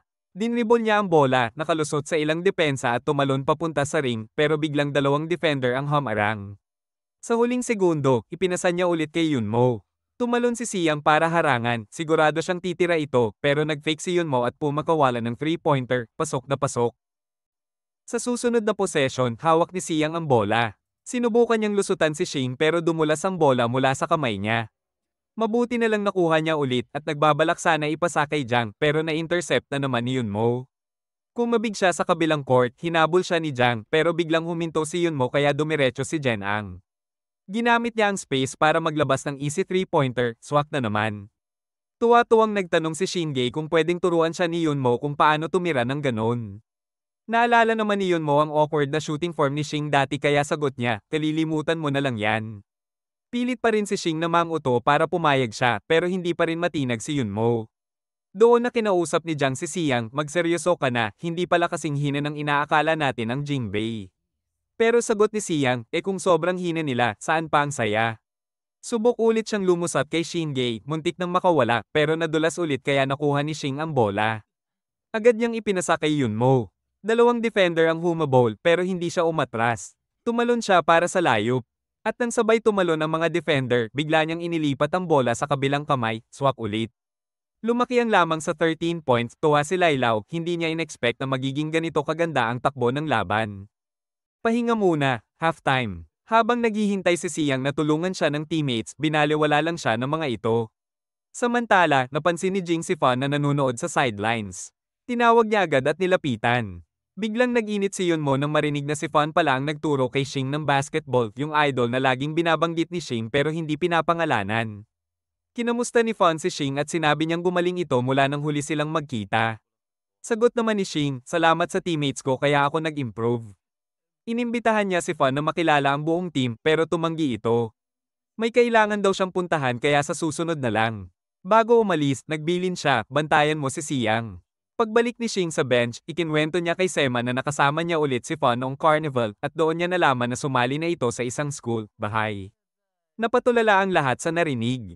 Ipinaliwanag ni Sema na ang Bahay ay isang sobrang prestihiyosong school na konektado sa Bahay College, ang number 1 na kolehiyo sa buong bansa. Sila daw ang nagre-recruit ng pinakamahusay na high school players at binibigyan sila ng garantisadong pwesto sa Bahay College. Dagdag pa niya, kadalasan nilang panalo ang National High School Basketball League at sila rin ang nakatalo sa Jingxi nung semifinals noong nakaraang taon. Biglang na-realize ni Shing kung bakit parang lahat ng players sa Jingxi ay galit sa kanya noon, samantala, lumapit si Yuno kay Teacher Lee at hiningi na ma-substitute siya sa natitirang laro dahil may napaka-urgent siyang kailangang gawin. Nagsimula na siyang umalis, kaya tinanong siya ni Shing kung ano ang nangyayari, pero ignore siya nito. Paulit-ulit na tinanong ni Shing, kaya bigla nitong sinampal ang bote sa kamay ni Shinge at sumigaw na get out of the way. Na nagulat ang lahat. Bigla ring lumitaw si Shinji's mom at naalala ni Shing na ayaw niya kay Yunmo na mag-basketball. Nag-step siya para humingi ng permiso na payagan si Yunmo na maglaro, pero hinarang siya ni Yunmo at pinindot sa pader. Sumigaw siya kay Shing na tigilan na ang pang-uutos sa iba. Sinubukan pa ni Shing ipaliwanag ang sarili pero sinabi ni Yunmo na wala itong kinalaman sa kanya at masyado rin daw siyang selfish dahil gusto lang niya may magpanalo ng laro para sa kanya. Pagkatapos ay umalis siya sa court. At nagsimula na ang second half habang si Shinge ay parang naka-zone out. Madali lang nakalusot si Xiang at nag-shoot siya pero miss ulit.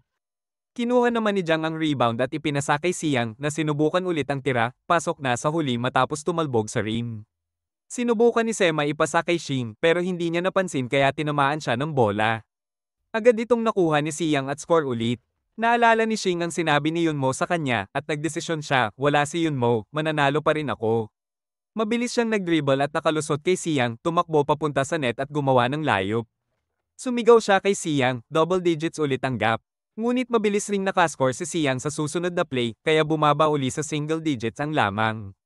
Nagsimula ang kompetisyon sa pagitan nila, parehong nagpapalitan ng puntos at pabago bago ang gap sa single at double digits. Biglang nilusot ni Xiang ang stalemate sa pamamagitan ng isang three-pointer. Flashback, bata pa si Xiang, 5 taon gulang. Nag-practice kasama ang mga teammates at nawaw sa lakas ng katawan ng kanyang ama. Sinubukan niyang gayahin ito habang naglalaro sa mga kaibigan pero agad siyang nadapa dahil mahina pa ang katawan. Natatawa ang mga adult sa kanya at tinitingnan siya ng mga bata na parang nagpapanggap lang pero kinuha niya ito sa puso at pinanggako sa sarili na lalaki siya at magiging malakas tulad ng kanyang ama. Sa present, tumalon si Jing para sa layup pero naharangan siya. Sa huling segundo, inilipat niya ang bola sa kabilang kamay at itinira sa net mula sa ilalim, swak. Sinabi ni Shinge kay Xiang na ang lamang nila ay bumalik sa double digits na. Si Jiang naman pinayuhan si Xiang na manatiling kalmado dahil hindi pwedeng paulit-ulit na makapag-score si Shinge ng ganito. Pero si Sean ay palaging humihiling sa kanya na ipasa ang bola sa kanya tuwing pagkakataon. Flashback sa nakaraan, 7 taong gulang si Shang-To at naglalaro sa isang match. Lahat ng spectators ay nagulat na ang pinakamaliit na bata sa court ay anak ng giant na si Shang-Tu. Dahil sa maliit niyang katawan, lagi siyang natatalo ng ibang bata at ginagaya siya ng mga kakampi.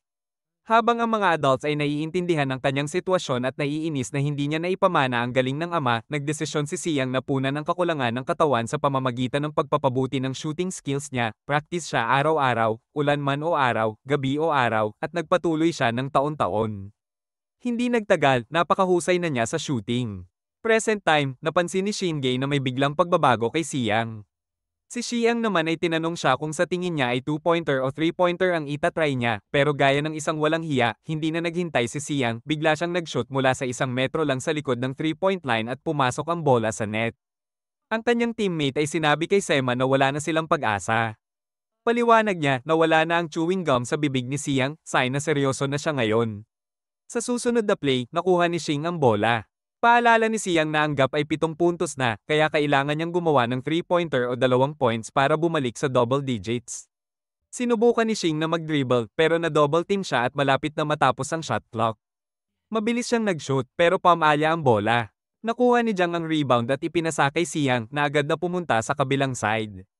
Sinundan siya ni Xing pero biglang umatras si Siang at nag-shoot ng isa pang 3-pointer. May isang taong naka-patient outfit na dumaan sa crowd habang hawak ang IV niya at bumaba ang gap sa pagitan ng dalawang team sa 4 na puntos. Sinabi ni Teacher Lee na napansin na ng kalaban na kahinaan ni Shinge ang unsteady na pag-shoot.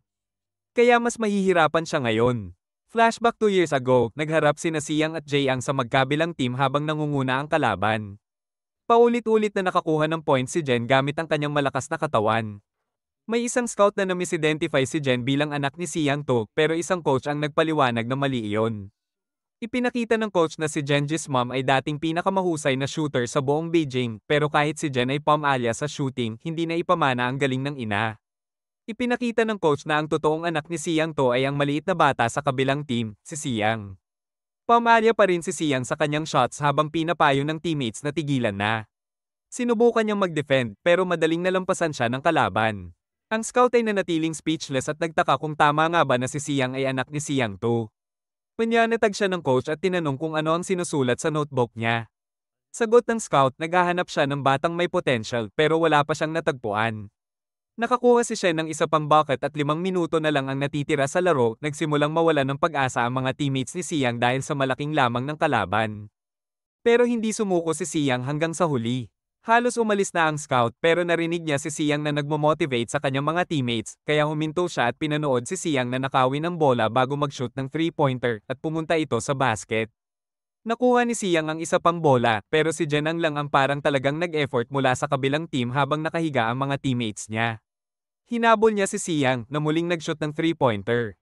Nakakuha rin ng puntos si Siang. Pero hindi nagpahuli si Siang. Unti-unti naging intense ang laro, parang one-on-one battle na lang nina Siang at Siang habang ang iba pang players ay huminto na sa pagsisikap. Ginagamit ni Siang ang katawan niya laban kay Jiang kahit na mas malaki ito sa kanya. Natapos ang match pero hindi sila huminto hanggang sa tuluyang mahulog ang bola matapos itong masampal ni Siang palabas.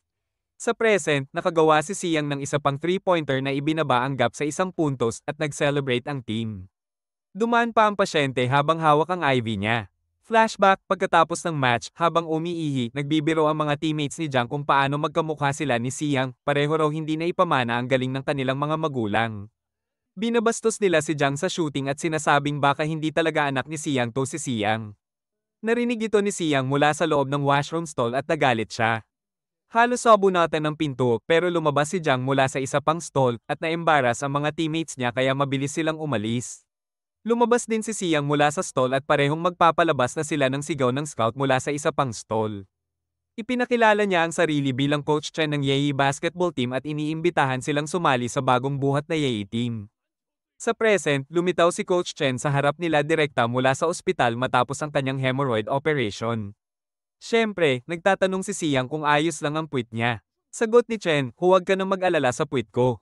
Masaya ako makita kayong nagtitiwala sa isa't isa, hindi kayo matatalo sa ngayon. Nagtry si Shing na makapag-score, pero nakuha ni Jiang ang bola sa dulo at napansin niya ang coach na nakatayo sa gilid na nanginginig pa ang mga binti. Pinapasa-pasa ng Yehey players ang bola habang si Shinge ay tumatakbo tulad ng uloy nawawala. Ginamit ni Jen ang screen para maipasa ang bola kay Siang na tumalon at nag-shoot ng bola papunta sa basket. Nakakuha siya ng 3 puntos at nakuha ng Yehey High ang lead. Natapos ang set na panalo ang Yehey High dahil may 2 puntos lamang ang lamang nila. Sa break, nag-alok si Guan na mag-sub kahit may injury pero pinatahimik siya ng iba. Motivate naman ni Liao ang mga boys, pinapalakas ang loob nila na kaya nilang makuha ang lead. Nagsimula ang huling set, sinubukan ni Shinge na makapag-score. Pero paulit-ulit siyang palm alya na parang pathetic loser. Samantala, nakuha ni Jiang ang bola sa ilalim ng ilong ni Gao Jan at sneaky niyang naipasa ito kay Siang na nakakuha ng 2-pointer basket. Patuloy na lumalaki ang points gap sa pagitan ng dalawang teams. Nang nakuha ni Sema ang bola, sumigaw si Shinge na ipasa sa kanya. Sabi ni Sema, mag-focus ka sa laro at ipinasa ang bola kay Shinge. Iniisip ng coach ng Yehey kung gaano kaseryoso si Siang sa basketball kahit na sa labas ay mukhang tamad at walang pakialam siya. Sinubukan ni Shing na ipasa sa kanya ang bola pero inagaw ni Siang ito mismo sa ilalim ng kamay niya. Hinabol siya ni Shing pero bigla namang huminto si Siang at tumalon sa ere. Nag-shoot siya ng 3-pointer mula sa gitna ng court at pumunta ito sa basket. Nagsimula na ang selebrasyon ng kanilang team. Mabilis na nagtapos ang laro, panalo ang Yehey High at nagkasundo ang mga boys ng Jingbei na kaya nilang manalo sa susunod na laban. Samantala, habang dinadala ni Jiang at Siang ang kanilang coach, binibiro nila siya tungkol sa kanyang kondisyon sa puwit at ramdam ng coach na nasa taas siya ng mundo matapos manalo. Nag-alis na ang lahat ng tao sa court pero nanatili si Shinge sa bench at sinabi sa team na hayaan muna siyang mag-isa. Nang maging walang tao sa court, nagsimulang umiyak si Shinge. Sumama si Guanshan at nagsimula siyang ikwento ang nakaraan ni Yunmo. Sinabi niya na dati, si Xuan, Fon, at Yunmo ay magkakakampi sa Baishi Junior School Team kung saan si Fon ang kanilang senior at siya mismo ay third year na rin at dating miyembro ng Student Council. Ninais ni Shinge na malaman ang buong kwento, kaya ikinwento ni Guanshan na nanalo sila sa semifinals at kailangan pa nilang manalo ng isa para maging top team sa lungsod. Flashback, bago ang finals, dumalaw ang vice principal sa boys' locker room para batiin sila sa kanilang galing. Sinabi niya na makakakuha sila ng bonus points para sa high school entrance exams kung mananalo. Namahaji rin si Guanshan ng bagong jerseys at sapatos sa lahat ng players. Ang huling kalaban nila ay isang team na dati na nilang natalo, kaya hindi sila masyadong nag-alala. Pero 2 araw bago ang finals, may nag-report sa school management ng litrato ni Yunmo na naglalaro sa street court. Pinagalitan siya ng coach dahil bawal iyon at sinabihan ng vice principal na magsumite ng apology pero hindi siya nakinig. Nakakuha siya ng verbal warning at nagdesisyong iwan ng team bago pa ang huling laro. Balik sa present, ipinaliwanag ni Guanshan kay Shinge na mahigpit ang patakaran sa street court dahil may pastahan at matapos umalis ni Yunmo sa laro, hindi na siya nagpunta sa kahit anong street court sa buong taon.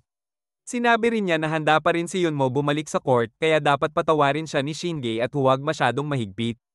Pinayuhan din niya itong mag-cheer up at umalis na. Kinabukasan, iniiwasan ni Jing ang kanyang mga teammates na para bang may sakit sila. Napansin siya ni Sema sa pagitan ng classes. Kaya tumakas siya. Nang makita siya ni Gao Jan sa cafeteria, kinukuha nito ang pagkain ni Jing at tumakbo palabas ng cafe. Habang nagpa-practice ang boys, napag-usapan nila na tila iniwasan sila ni Xing at komento ni Gao Jan na baka trauma response ito kaya hindi siya makaharap ng iba. Naisip niya rin na pumunta sa bahay ni Shane para i-cheer up siya at umaasang makikita niya rin ang kanyang kapatid doon.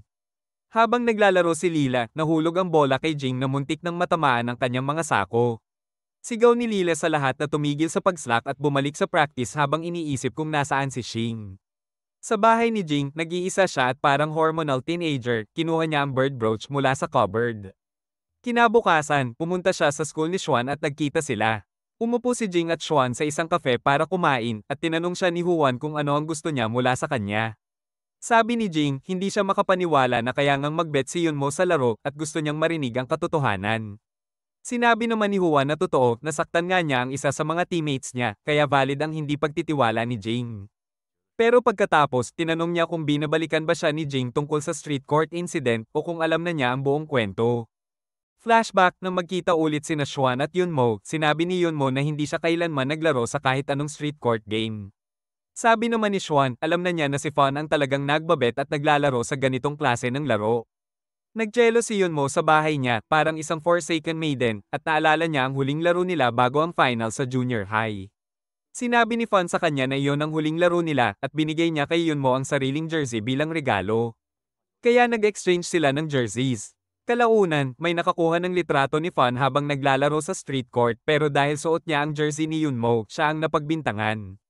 Nang tanungin siya ni Yunmo, sinabi lang ni Fon na hindi siya obligado na ipaliwanag ang sarili. Pagkatapos niyang umalis sa team, nag-enlist siya sa cello competition, at habang nahihirapan ang team niya sa finals, ibinibigay niya ang final cello performance niya sa mga judges. Ngumiti si Xuan kay Shinge at binaliwala ang lahat. Sabi niya na parang alam na ni Shinge ang katotohanan, pero hindi niya ito ma-accept. Pagkatapos, naglakad siya palayo at sinabing bayaran niya na rin ang pagkain niya. Lumabas si Shing sa kalye at naalala niya ang iba't ibang comments ng ibang players tungkol kay Fon. Naalala niya rin nung inakusahan siya ni Yunmo na parang si Fon lang siya, kaya nag-text siya kay Fon para mag-meet. Naalala niya rin na dati, gusto ni Fon maabot ang napakataas na posisyon at nung fangirl si Shinge sa kanya. Binigyan siya ni Fon ng Eagle Toy bilang regalo. Nagkita sina Fon at Shinge sa isang park. Sinabi ni Fon na naglalaro siya sa corporate league game at ipinaliwanag na hindi siya pwedeng maglaro sa official match sa loob ng isang taon dahil sa high school rules. Tinanong ni Jing kung bakit siya lumipat ng school at sinabi ni Fon na gusto niya ng resulta na makukuha lang sa Bay High School, hindi sa Jingxi High. Sinabi ni Xing kay Fon na natalo ang team niya sa huling laro at umalis si Yunmo sa second half. Nagpanggap si Fon na kilala niya si Yunmo at tinanong pa siya kung kumusta siya. Ginamit ni Shinge ang pagkakataon at tinanong kung siya ba talaga ang naglaro sa unofficial middle school game. Agad na inamin ni Fon na siya ang may sala at naalala niya kung paano niya naabutan ng street court noon at kung paano siya napilitang isuot ang puting jersey kahit ayaw niya. Pagkatapos manalo, ibinigay sa kanya ng match organizer ang betting money at iniwan lang siya. Sinabi ni Ivan kay Shinge na pasanin ni Yunmo ang lahat kahit hindi niya ito hinihingi at hiniling na ibalik ang Eagle Toy na ibinigay niya dati. Kinuha niya ang laruan at tinanong kung bakit siya dumayo hanggang Beijing. Bago makasagot si Fon, nagsimula siyang magyabang tungkol sa kung paano siya naiiba, lahat ng iba pwede pang maglaro ng ibang sports, pero basketball lang ang meron siya, kaya gusto niyang maabot ang mas mataas na level. Sinabi niya rin kay Shinge na kailangan niyang tumanda at kahit naglagay ng kung ano-anong adulting advice sa kanya. Lumakad si Shing palayo habang nananatili siyang malalim sa iniisip. Patuloy ang practice ng Jingbei team at nag-aalala si Liao Liao kay Shing. Sinabi ni Teacher Lee na baka kailangan lang ni Shing ng kaunting oras para sa sarili niya. Pagdating niya sa bahay, tahimik at malungkot na pumasok si Shing sa kwarto niya, hindi man lang pinansin ang kapatid na babae. Si Yunmo naman, tahimik ding kumakain kasama ang ina niya at hindi pinansin ang alok ng kanyang paboritong pagkain. Sa halip, bumalik siya sa kwarto para mag-aral. Lumipas ang mga araw, patuloy ang practice ng Jingbei team pero hindi sama-sama si Shing at umiwas din si Yunmo. Isang araw, habang nasa school si Shing, napansin siya ni Liao at tumakbo siya palayo. Sinundan siya ni Liao hanggang sa bayan pero pumasok siya sa isang kafe para makalayo at nawala si Liao sa kanyang bakas. Sa loob ng kafe, nagkita siya ni Gao Jan at Sema at muli, sinubukan niyang tumakas pero hinarang siya ni Guan. Samantala, natuklasan ni Yunmo na iniwan ng kanyang ina ang basketball niya sa mesa na may note, ihanda mo na ang dinner mo. Pinapalibutan siya ng team ni Shing at sinabi niyang hindi pa siya handang bumalik. Isa-isa silang nagsabi na responsable rin sila sa pagkatalo pero hindi siya nakikinig. Tiniyak naman ni Lila na hihintayin nila siya kapag handa na siyang bumalik at tinawag ni Guan itong cheesy. Nagpractice si Yunmo mag-isa, parang Sigma Chad, malalim sa iniisip. Biglang dumating si Shinge sa court para kausapin siya. Paulit-ulit niyang tinawag si Yunmo pero palaging hindi pinapansin. Sa wakas, tinanong ni Yunmo kung bakit siya nandito at ipinaliwanag ni Shing na gusto niyang linawin ang mga bagay-bagay. Sinabi niya na alam niya ang nakaraan ni Yunmo sa middle school, hindi siya kasali sa street court game at napagbintangan lang. Nagsimula siyang mag-rant tungkol sa bigat na pinasa ni Yunmo at tinanong kung may choice ba siya noon. Ipinaliwanag ni Shing na hindi palaging ganoon si Fon at na-inspire niya siya noon. Tinanong ni Yunmo kung layunin lang ni Shing na linisin ang pangalan ni Fon. Sagot ni Shing, hindi siya sigurado kung may tama o mali, sobrang komplikado na ng lahat. Tinanong ni Yunmo ang kahulugan ng basketball. Hindi sumagot si Shinge, kaya tinuligsa siya ni Yunmo, sinasabi niya na ang mga tulad niya, panalo lang ang iniintindi kaya hindi talaga mahalaga sa kanila ang basketball. Habang aalis na si Yunmo, kinuha ni Shing ang bola at sinabi na hindi siya ganyan. Sabi niya, dapat masaya ang basketball at nang subukan ni Yunmo kunin muli ang bola, mabilis siyang lumayo. Ipinaliwanag niya na bihirang umiti si Yunmo habang naglalaro at hindi niya pipilitin itong bumalik sa team. Nag-challenge siya ng one-on-one kung mananalo si Yunmo, iiwan niya na ito at hinding-hindi na babalik. Ipinasa niya ang bola kay Yunmo na nagtaka kung ilang puntos ang laro at sinabi ni Shing na siya ang pwedeng pumili. Tinukso ni Yunmo si Shing, sinasabi na hindi siya kailanman mananalo. Si Jing naman ay nag-anunsyo na magpapatuloy ang laban hanggang sa isa sa kanila ang sasuko. Nagsimula ang kanilang minigame, magkatunggali silang dalawa. Agad na nakapuntos si Yunmo sa unang tira. Sumunod, nakapuntos ulit siya. Tinanong siya ni Shinge, bakit hindi ka magporsige sa basketball kung ang galing mo naman? Sumagot si Yunmo, huwag mo na akong aralin, at kinuha niya ang bola. Pero agad naman itong naaga ni Shing. Sinabi niya kay Yunmo na itigil ang panlilinlang sa sarili.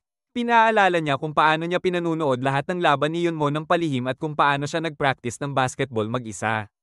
Tumugon si Yunmo, wala na itong saysay sa akin, hindi na ako hahawak ng bola pagkatapos ng laban natin. Nai-trigger si Jing, kaya tumakbo siya papunta kay Yunmo dala ang bola. Nakapuntos siya at tinanong si Yunmo, ano ba ang basketball para sa'yo kung ganito kakadali sumuko? Binalik pa niya ang bola sa kanya at sinabi, subukan mo akong lampasan kung talagang gusto mong sumuko. Sinubukan ni Yunmo lampasan si Shing at umatras siya para mag-shoot ng 3-pointer. Pero sabay na tumalon si Shinge at nahawakan ng bola kaya nabigo ang tira ni Yunmo.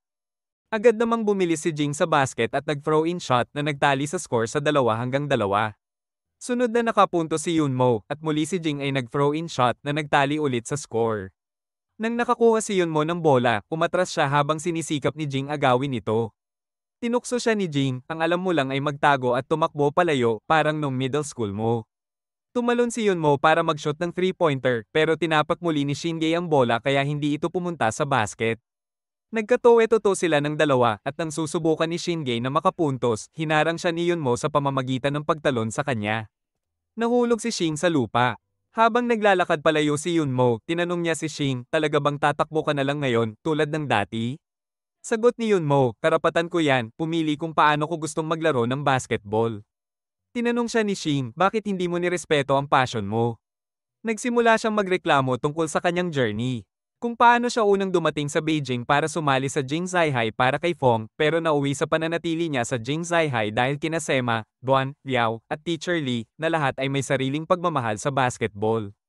Tinawag niya si Yunmo na pinakamadramatikong matigas ang ulo na nakilala niya. Sinabi rin niya na muntik na niyang iwan ng team pagkatapos matalo sa Yihei High School at naalala niya ang sinabi ni Fan na dapat siyang lumaki at maging mature. Sabi niya kay Yunmo, ipakita natin kay Fan kung paano maglaro ng tama. Ipinabagsak niya ang Eagle Toy na ibinigay sa kanya ni Fan at sumigaw sa kanya na sumama sa kanya para ipakita kay Fan ang totoong basketball. Lumiko si Yunmo at sinabi, sige, ipagpatuloy natin ang laro.